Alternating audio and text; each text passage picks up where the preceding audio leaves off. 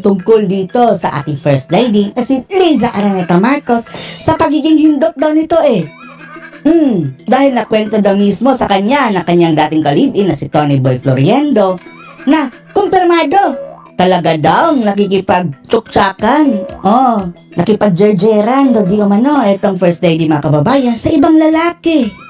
At si Tony Boy Floriendo na daw mismo ang nagsabi.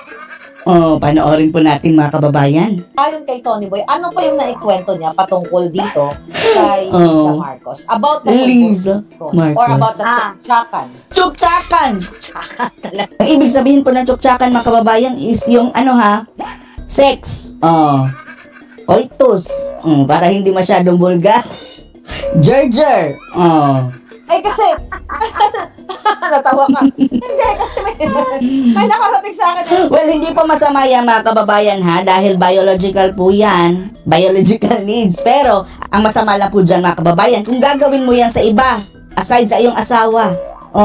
At yan po raw ang issue nitong si Madam Liza Araneta Marcos mga kababayan dahil ginawa niya ito sa ibang lalaki. Yan po ang kanilang topic ngayon mga kababayan. Information, I don't know kung napanood mo, na may PSG, yung unang nakarating sa akin na yun po is nagpatiwakal. Yun lang daw pala ang palabas nila, pero intentionally, by accident, ay ayon sa aking source, ay talagang tinarget yung buhay niya. The reason why, nahuli niya si Zatanas at yung PSG na nagtsuktsakan sila dahil sila ay bangag na bangag. So sa iyo, kaya sabi ko sa iyo, papasukin ko yung mundo mo Papasukin ko yung mundo mo, nakaraan mong mundo. So may nagkwento si TBF na like pulburo. Ang TBF po mga kababayan is codename nila kay Tony Boy Floriendo. Ang dating kalibin nitong si Cathy Binan. Aside from that, na nag-offer si Liza ng pulburon, so may nakwento ba siya tungkol sa tsuktsakan blues or orgy or orgy, swingers, yung tsuktsakan mga kababayan ng palitan ng partner. Ew, kadiri. Well, swinger, yeah. Swinger, right? Swing from the candles of my heart. Ng heart. ating mga kababayan, hindi nakakalam, uso po yan sa mga polboroni. Kapag bangag ka na, nagsiswitch kayo ng asawa o ng partner, Diyos mio. Immoral. Kaimoralan mga kababayan. Kasi may nakarating sa akin. May ganyan siyang kwento sa akin. Hindi lang si Liza. Hindi lang si Liza Tanas. Liza Tanas. Liza Tanas. Hindi lang, even si Vice Admiral. Among the group daw mga kababayan. Hindi lang daw si Liza Araneta Marcos. May naging girlfriend siya, tapos yung isa. Si Tony Boy. Tapos girlfriend din ng isang malapit niyang kaibigan. Tapos secretly, yung girlfriend ng kaibigan niya, nagtsuktsakan sila. Tapos palitan ng asawa. Ay, girlfriend pala Dahil daming kabit nila Ang kanilang asawa mga kababayan, for sure, hiwalay na. Hindi niya, nagtsuktsakan. Tsuktsakan blues. Alam. They know it. Yeah. Akala ng girls, hindi alam ng boys. Pero yung mga boys alam. So they play. You know what I mean?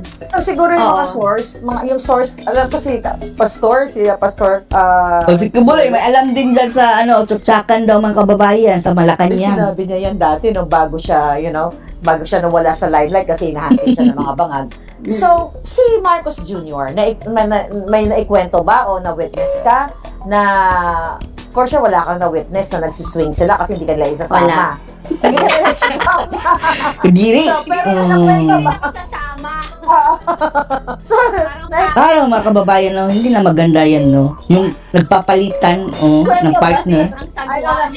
I know. Ay, hindi ka naman bangag. So, definitely, bangag lang ang gumagawa niyan mga kababayan. Hindi mo tinanggap, hindi ka talaga sasama. Pero may naikwento ba si TBF sa'yo na about swing with Bangag Jr.? Ako, hindi si Bibi, hindi si Bangag Jr.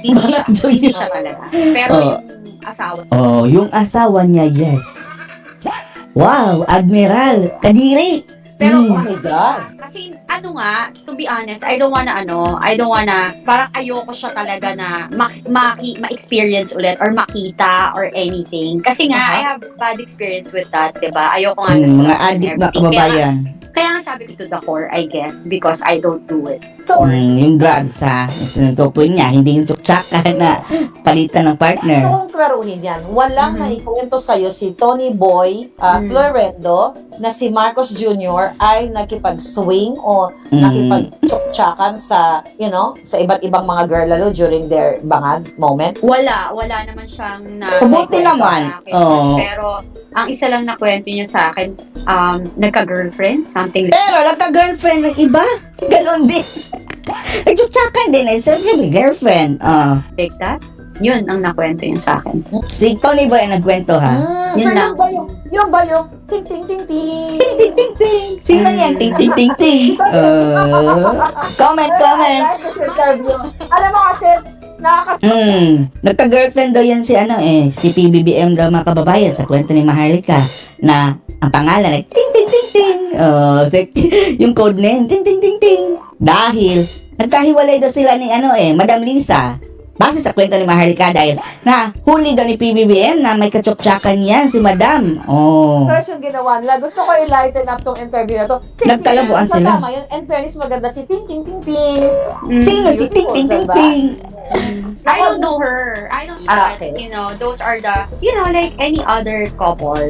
Siyempre, 10 taon din naman kami nagsama. Tsaka, inseparable kami niya. So, clear Inseparable. tayo. Lang naikwento si TBF na si Marcos Jr. ay nakipag-swing o nakipagpalit ng grupo, tsuktsakan blues. Pero si Lisa talaga meron. Kilala mo Oo. Confirm. yung binanggit na personalidad, nakatsuktsakan niya. Hindi niya nabanggit sa akin. Pero may ibang nagsabi lang. Pero syempre, parang Okay. sinabi lang Mas gusto ko pag sa kanya nakainom kasi si Tonwe as usual. Kain ng lolo What's mo. new? Diba? Tapos nagkikwento siya sa'yo. Ako may ako in a way, may ignorante ako sa mga ganyang kalokohan. In a way, diba? Hindi na ako perfect, diba? So parang, di ko pa nga alam ang swingers that time. Grabe, no? Siguro mga kababayan, gawain nila yan dati. Pero ngayon, tingnan niyo yung mga itsura. Tony Boy Floriendo, PBN, sino pa ba yun? Basta yung Voltage 5 mga kababayan. Mga Shonda Bells na mga kababayan. Mga Wrangler na, gurang. Kumagawa pa rin ng ganyang kabalastugan. Aha. Alam mo Paano yun? niya kinuwento sa'yo? Paano niya dineliver kung matatandaan mo? Anyway, si Madam Lisa, di ba? Hyper pa mga kababayan. Pag ganyan pa. Ganyan. Feeling bagets pa rin mo, mga kababayan si Madam. Sabi niya, yan. Ewan ko dyan, hindi naman maganda, pero... Kasera din lolo mo, no? Hindi maganda si Lisa. Wala talaga. Paggalit, in fairness dun, paggalit siya sa'yo, galit sa'yo. Yun lang. Ano sa pagkakalabay niya? Ano na ang mukha ni Lisa? Yeah. Pag binita ako nga diba? So, dinidescribe niya si Liza Canas na, yung babae niyan, hindi naman maganda. Okay, ano Hindi ko pa? alam anong meron. Tapos, mahilig. Mahilig. Takan. Mahilig. Yun ang sabi. And kasi ako may nakarating sa akin na Burang. information. Uy, magbagong buhay na kayo.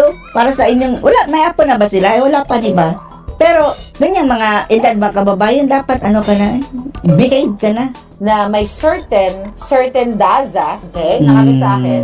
Actually, Daza. binasa ko yun sa sinend sa akin ng random person, na may certain Daza na sobrang ganda-ganda niya, mag-asawa sila, tapos nahuli niya, ito si babae, nahuli niya yung asawa niyang si Mr. Daza, I don't know, hindi ko lang alam kung sino Mr. yung pangalan, Daza? na nakipagtsuktsakan kay Liza. Ew!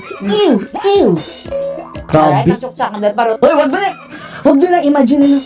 Uy, pasensya na ha sa mga gustong matulog na ngayon. Baka bangungutin kayo.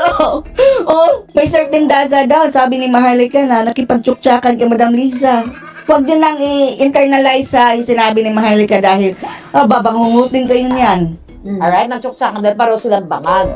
So, Pareho nahuli ni bangag. girl, hiniwalayan niya itong si certain Daza, kaya hiwalay sila ngayon. Ang ganda-ganda ng girl. Ang ganda-ganda mo, ang ganda-ganda daw ng asawa ng Daza, mga kababayan. Tapos, etong mister, pumatol kay Madam Lisa dahil bangan. So, hanapin nyo na lang, Google nyo na lang dyan kung sino yung Daza na naghiwalay. So, my question is, imagine mo may nakarating sa akin information, tapos may nakarating din sa'yo. Hindi ba nabanggit ni baka iisa yung yung scenario? Hindi ba Daza yun? Certain Daza? Yung kinukwento ni TB? If I'm not mistaken, katunog din niya nung ting-ting-ting-ting mo. Oh. Oh my God. Wag na lang natin magiting sila na ting-ting-ting bata. Ano na, mahirap na mga kababayan. Pero kayo, gusto niya i-comment, wala kayo. Ting-ting-ting-ting. Diba?